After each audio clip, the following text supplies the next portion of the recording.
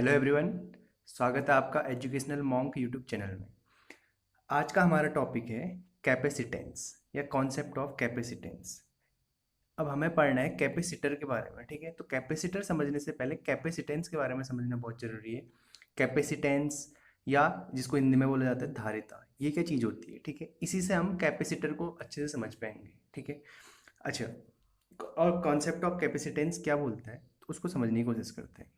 अच्छा, कैपेसिटेंस मतलब किसी की कैपेसिटी का सेंस आ रहा है यहाँ से, ठीक है। कैपेसिटी कैपेसिटी मतलब कि कोई पर्सन, अगर किसी जनरल एग्जांपल लूँ, कोई पर्सन जैसे लेटर सपोज आप क्या करते हो, एक सिलेंडर उठाते हो, ठीक है। आप खाली सिलेंडर उठा लेते हो और आपका छोटा भाई वो भी खाली सिलेंडर उठा लेता है, लेकिन आप भरा हुआ भी उठा लेते हो, लेकिन आपका छोटा भाई भरा हुआ नहीं उठा पाता है, ठीक है। तो इसका मतलब आपकी कैपेसिटी क्या है, आपके भाई से ज़्यादा है। या भाई की जगह आप दोस्त ले सकते हो, कोई भी ले सकते हो, ठीक है। एक मैंने एक जनरल एग्जांपल दिया। अच्छा, ऐसे ही एक और एग्जांपल लेता हूँ मैं, उसमें हम समझने की कोशिश करते हैं, ठीक है। तो मैं एक एग्जांपल लेता हूँ, एक बर्तन ले लिया, ठीक है। एक बर्तन ले लिया, एक बाल्टी ले ली, ठीक हो गया। ये हमारा एक बर्तन है या बाल्टी है। अब इसमें क्या कर रहे हैं हम, अब इसके अंदर हम पानी भर रहे हैं, ठीक है। तो पहले क्या भरा, मैंने पानी डालना शुरू करा, तो ऐसे एक लेयर बनी, ठीक है। फिर मैंने और डालना शुरू करा, ठीक है। ऊपर से क्या हो रहा है, हम पानी डालते जा रहे हैं, ठीक है। यहाँ से हम पानी डाल रहे हैं। फिर क्या हुआ, कुछ टाइम बाद लेयर और बढ़ गई वाटर की, फिर लेयर और बढ़ गई, ठीक है। तो मतलब हम जैसे हम पानी डालते डालते जा रहे हैं, तो इस जो वाटर का लेवल क्या है वो ऊपर राइज करता जा रहा है, मतलब उसकी जो लेयर है वो ऊपर को बढ़ते जा रही है, ठीक है। ऐसा हो रहा है। अच्छा, ऐसे ही मैं एक दूसरा एग्जांपल ले लेता हूँ। अब इस कंटेनर की जगह मैं क्या ले लेता हूँ, एक कोई कंडक्टर ले लेता हूँ, ठीक है। ये कोई कंडक्टर मटेरियल है, ठीक है। ये कोई कंडक्टर सब्सटेंस है। अब इसको मैं हीट दे रहा हूँ, ठीक है। ठीक है, इसको मैं हीट दे रहा हूँ, ठीक है। नीचे से मैंने क्या कर दिया, आग लगा दी, और यहाँ इसको क्या होगी, हीट मिलनी शुरू हो गई। तो क्या होगा, ये हीट क्या धीरे धीरे क्या होगा, जैसे आयरन रॉड समझ लो ये, ठीक है। आयरन रॉड क्या होगा, धीरे धीरे गर्म होनी शुरू होगी, ठीक है। पहले तो उसका टेम्परेचर कुछ राइज होगा, फिर कुछ टाइम बाद धीरे धीरे धीरे बढ़ते बढ़ते क्या हो जाएगा, वो पूरा रेड हॉट हो जाएगा, ठीक है।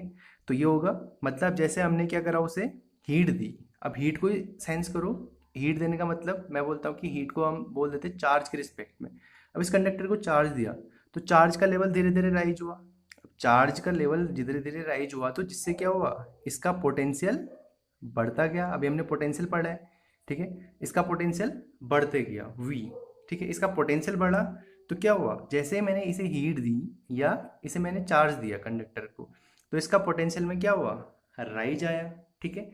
तो ये यहीं से कैपेसिटेंस का कॉन्सेप्ट आया। तो अब इसको समझते हैं, ठीक है। मैं थोड़ा सा लिख के समझाता हूँ। कोई कंडक्टर है, उसको अगर क्यू चार्ज दे रहे हैं, if Q charge is given to any conductor, if q charge is given to any conductor and its potential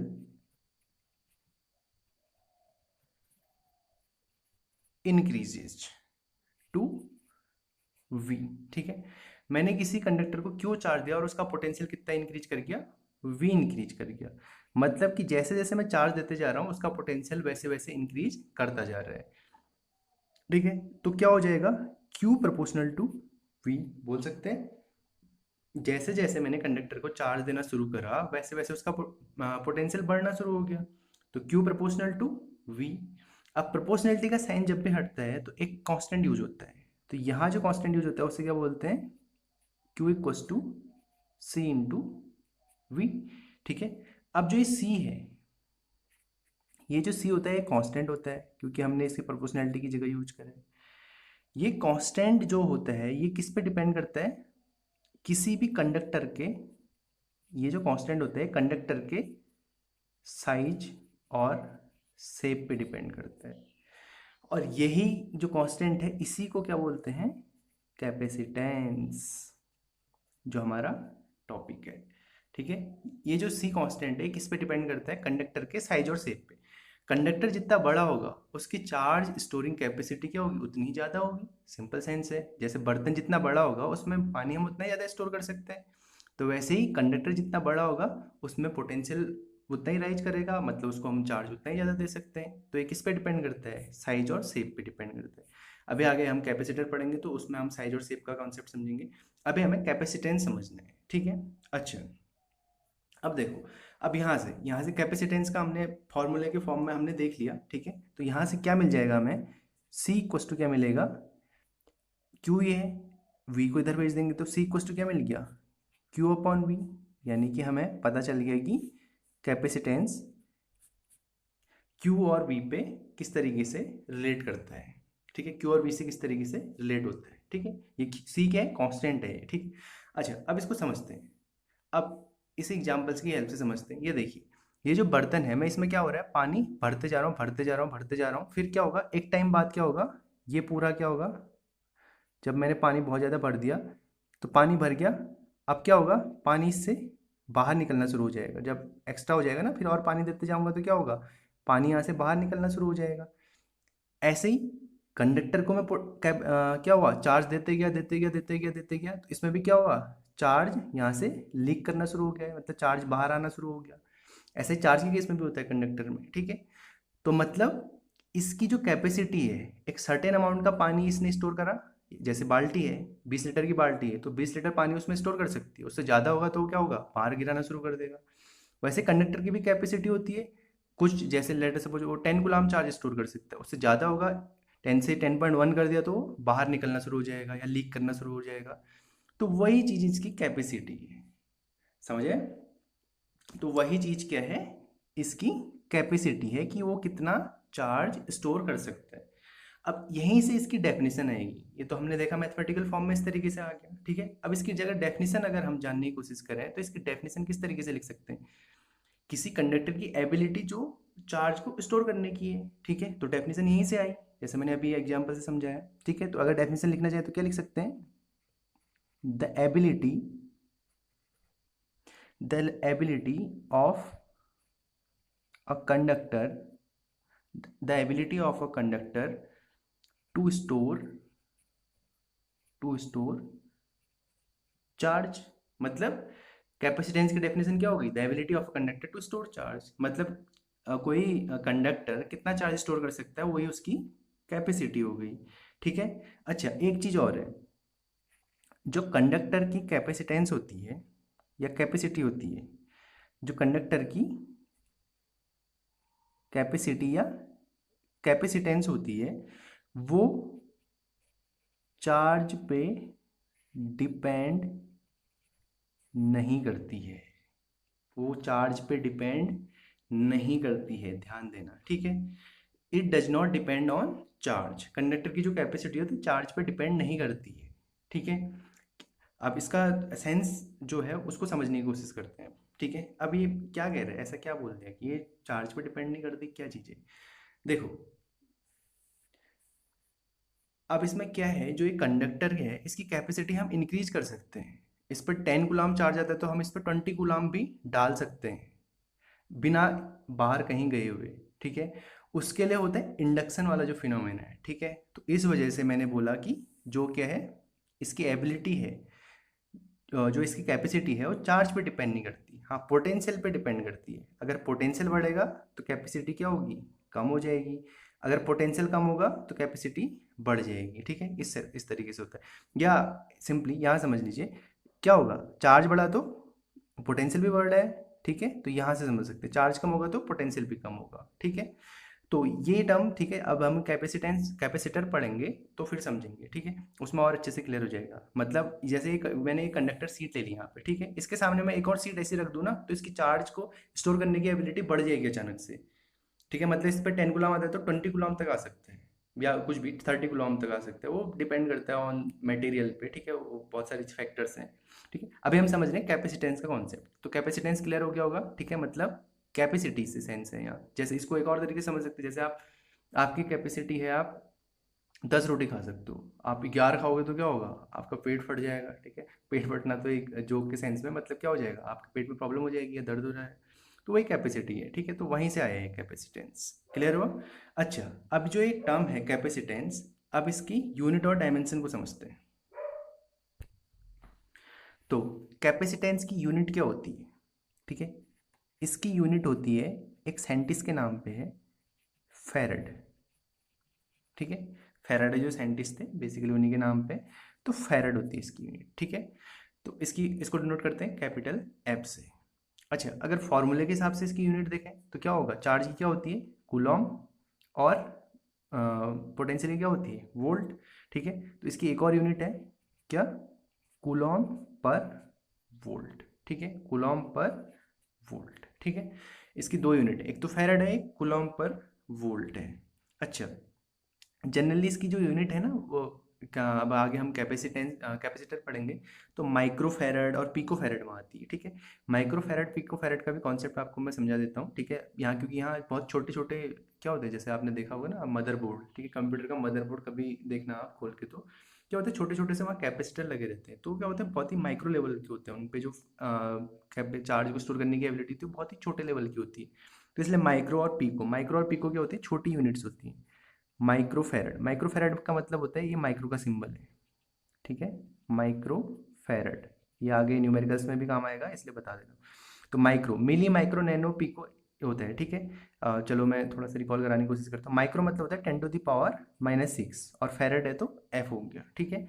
ऐसे ही पिको फैरड में, पिको फैरड, पिको क्या होता है, पिको और भी छोटा है, 10⁻⁻12 फैरड, ठीक है। अब मिली, माइक्रो, नैनो, पिको का कॉन्सेप्ट क्या होता है, मैं थोड़ा सा आइडिया दे देता हूँ आपको, ठीक है। ये 11th में होता है, ये छोटी यूनिट्स होती हैं। मिली, मिली का मतलब होता है 10⁻⁻3। माइक्रो का मतलब होता है 10⁻⁻6। नैनो, नैनो का मतलब होता है 10⁻⁻9। पीको, पीको का मतलब होता है 10⁻⁻12। मतलब 3 की टेबल पढ़नी है, 3, 6, 9, 12 और मिली, माइक्रो, नैनो, पिको बोलते जाने। क्लियर है, ठीक है। तो इस तरीके से तो ये हो गई। अब कभी कभी एग्जाम में क्या पूछा जाता है, 1 फैरेड की डेफिनेशन पूछ ली जाती है, ठीक है। 1 फैरेड की डेफिनेशन, 1 फैरेड की डेफिनेशन किस तरीके से निकाली जाती है, अब उसको भी समझ लेते हैं फटाफट से। तो कहाँ से निकालनी है, फॉर्मूले से ही निकालनी है, ठीक है। सी इक्वस टू क्या है, क्यू अपॉन वी। सी की जगह 1 फैरेड होगा, ये कब होगा, जब क्यू की जगह 1 कूलॉम और वी की जगह 1 वोल्ट। तो यहाँ से डेफिनेशन आती है इसकी, अगर किसी कंडक्टर के, अगर किसी कंडक्टर को 1 कूलॉम चार्ज देने में उसका 1 वोल्ट पोटेंशियल इंक्रीज हो जा रहा है तो उसकी कैपेसिटी 1 फैरेड हो जाती है, ठीक है। तो इसी को मैं लिख भी देता हूँ यहाँ पे फटाफट से। तो इसकी मैंने डेफिनेशन यहाँ पे लिख दी है। On giving 1 coulomb charge to any conductor, its potential increases to 1 volt. अगर उसका पोटेंशियल 1 वोल्ट इंक्रीज हो जाए then its capacity is 1 farad. On giving 1 coulomb charge to any conductor, if its potential increases to 1 volt then its capacity will be 1 farad, ये बोल सकते हैं, ठीक है। तो ये क्या हो गई, हमारी 1 फैरेड की डेफिनेशन हो गई। अब ऐसे देखते हैं हम, एक आइसोलेटेड चार्ज के केस में हम कैपेसिटी निकालने की कोशिश करते हैं, तो कैपेसिटेंस को और अच्छे से समझेंगे। तो कैपेसिटेंस का एक एग्जाम्पल ही समझ लीजिए इसे, ठीक है, कभी कभी एग्जाम में पूछ भी लिया जाता है। तो capacitance of isolated charge conductor sphere, ठीक है। स्पेयर के बारे में हम काफ़ी सारे बार काफ़ी बार हम डिस्कस करते रहते हैं, ठीक है।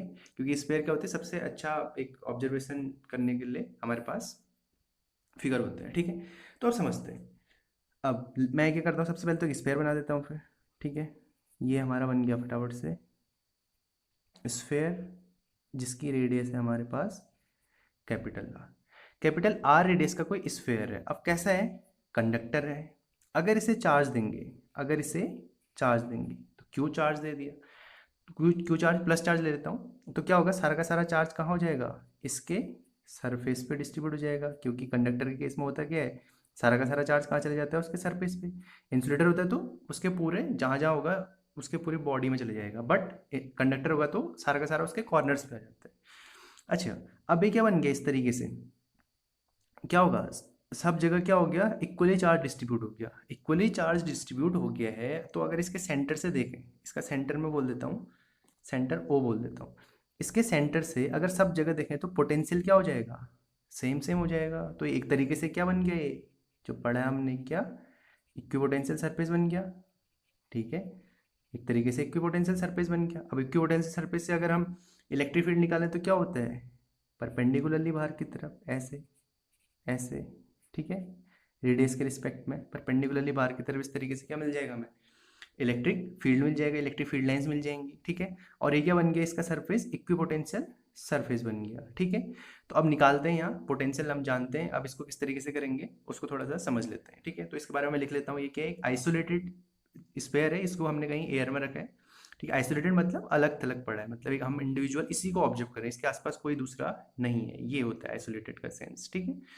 तो ये समझ में आ गया, ठीक है। अब इसके बारे में फटाफट से यहाँ पे मेंशन कर लेता हूँ, ठीक है। तो मैंने यहाँ पे फटाफट से मेंशन कर दिया, let an isolated charge sphere of radius R is present on which plus Q charge is given, ठीक है, जिसको हमने प्लस क्यू चार्ज दे दिए है। अब हमें क्या करना है, चार्ज का इम्पैक्ट निकालना है। तो चार्ज का इम्पैक्ट निकालने के लिए तो हमें क्या करना पड़ेगा, इस चार्ज को इसके सेंटर पे मानना पड़ेगा। वैसे कंडक्टर के सेंटर पे कोई चार्ज नहीं होता, तो हम जानते हैं ना स्फीयर के केस में किस तरीके से आता है, जैसे पॉइंट चार्ज के केस में आता है, तो इसको सेंटर में कहीं पॉइंट चार्ज पे हम चार्ज को इस तरीके से कंसिडर कर सकते हैं। तो इससे हमें पोटेंशियल मिल जाएगा, पोटेंशियल से हम क्या निकाल सकते हैं, कैपेसिटी निकाल सकते हैं, क्योंकि सी क्वेश्चन क्या होता है, क्यू अपन वी होता है। तो देखते हैं, for determining the impact of charge, for determining the impact of charge, let charge is present at the center, ठीक है। तो चार्ज कहाँ मान लिया हमने, सेंटर पे प्रेजेंट मान लिया, ठीक है। तो सेंटर पे प्रेजेंट है तो पोटेंशियल, ठीक है, सेंटर से आर डिस्टेंस पे पोटेंशियल क्या होगा, potential on surface of sphere, ठीक है, क्या होगा, वी इक्वल टू क्या होता है, 1/4πε0 क्यू अपॉन डिस्टेंस आर, यानी कि डिस्टेंस यहाँ आ रही है, ठीक है। तो क्या आ जाएगा 1/4πε0, चार्ज हमारा क्यू हो गया और डिस्टेंस क्या होगी, स्मॉल आर होता है तो यहाँ कैपिटल आर लिख सकते हैं, ठीक है। ये आ गया हमारा पोटेंशियल। अब जैसा कि हम जानते हैं, since capacitance C equal to क्या होता है, क्यू अपॉन वी, ठीक है। अब उठा के रख देते हैं, यहाँ क्यू की वैल्यू तो क्यू ही है, ठीक है, और वी की वैल्यू उठा के रख देते हैं। तो सी इक्वल टू क्या मिल जाएगा, Q upon 1/4πε0 Q upon R, ऐसा मिल गया। अब देखिए, क्यू से क्यू कैंसिल और 4πε0 आर कहाँ चले जाएगा, ऊपर चले जाएगा। तो यहाँ से हमें सी इक्वल टू क्या मिल गया, 4πε0 इंटू आर। ये क्या मिल गई, capacity of isolated charge sphere के केस में हमें कैपेसिटी मिल गई, ठीक है। आइसोलेटेड चार्ज स्फीयर कंडक्टर के लिए हमने क्या निकाल दी, कैपेसिटी निकाल दिया, कैपेसिटेंस निकाल दी, समझ आए, बहुत ईजी है, ठीक है। तो इस तरीके से हम क्या कर सकते हैं, किसी की धीरे धीरे हम कैपेसिटेंस निकालना सीखेंगे। फिर इसके बाद हम पढ़ेंगे हम कैपेसिटर, ठीक है। कैपेसिटेंस का कॉन्सेप्ट समझ में आ गया। फिर यहीं से एक डिवाइस बनती है जिसको बोला जाता है कैपेसिटर, ठीक है। और सारा का सारा फोकस जो अभी तक हमने इतनी सारी चीज़ें पढ़ी हैं कैपेसिटर को समझने के लिए पढ़ी हैं, ठीक है। अब वो देखेंगे हम नेक्स्ट लेक्चर में। मैंने कैपेसिटेंस का कॉन्सेप्ट बहुत ही डिटेल में बढ़िया से तरीके से समझा दिया है, ठीक है। तो अब कैपेसिटर में कोई दिक्कत नहीं होगी। अब सीधे पढ़ेंगे हम कैपेसिटर, फिर उसके कॉम्बिनेशन देखेंगे, उसकी एनर्जी निकालेंगे, फिर वो सब चीज़ें करेंगे हम नेक्स्ट लेक्चर में।